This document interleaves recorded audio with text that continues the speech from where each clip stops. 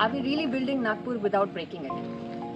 Is there a balance between the rising urban infrastructure growth while maintaining a balance with the sustainability and environment?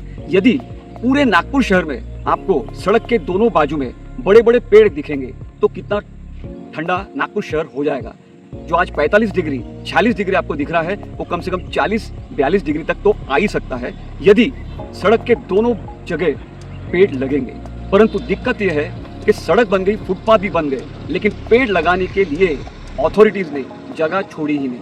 यदि जगह ही नहीं छोड़ी तो पेड़ लगाएंगे कहाँ? इसलिए हम लोग ये लोकेशन पर पेड़ लगाते रहते हैं, परंतु ये लोकेशन नागपुर के एक कोने में है, पश्चिम नागपुर में। परंतु नागपुर काफी बड़ा शहर है, पूरे शहर में सड़क के दोनों बाजू पेड़ लगाना आवश्यक है काफी बड़ी मात्रा में, तो ही टेम्परेचर नागपुर का कम हो सकता है। ये उदाहरण आपके सामने है, बड़ का पेड़, बरगद का पेड़।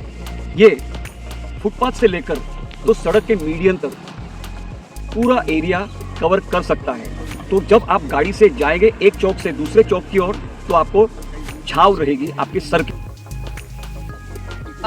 तो हमारे मेंटेनेंस प्रोटोकॉल जो फरवरी महीने से लगभग जून महीने तक चलते रहे, इसमें हम लोग खुद अपना टैंकर अरेंज करके, व्हीकल अरेंज करके एंड इवन वाटर का सोर्स ढूंढते हुए पानी तो पहुंचा रहे हैं हमारे 350 पेड़ों। यहाँ पे नेबरहुड में लोग हैं, उनसे रिक्वेस्ट है कि जो जो पेड़ हमने आपके घर के सामने लगाए हैं, जो आप ही के लिए है, वहाँ पे आप रेगुलर वाटरिंग करें। और एक लंबा मैसेज सभी के लिए है कि not just in the region way we are planting trees but every citizen. I think जो भी आपके आसपास के पेड़ है, आपके लोकेलिटी के पेड़ है, आते जाते आप प्लीज उन्हें वाटर करिए। आप बिलीव नहीं करेंगे till the time you grow old. वो बोलते हैं ना, when you plant a seed it is for the future generation. तो ऐसे सोचिए कि आपने कोई एक लेगेसी भरा काम कर लिया जिससे फ्यूचर जनरेशन को कितना बेनिफिट होगा, है ना। तो इसे ध्यान में रखते हुए please water the plants, please don't cut trees at the name of growth.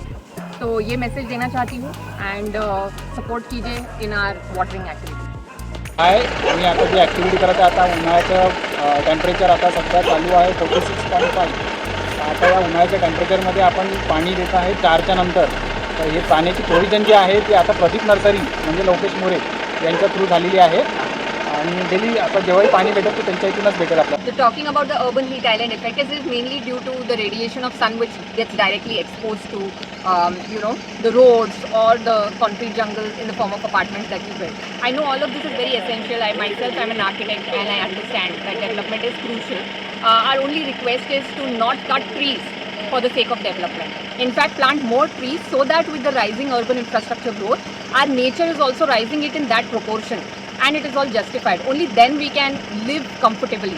Otherwise, we'll only come up with solutions to address the heat problems, the humidity problems, basically the climatic problems.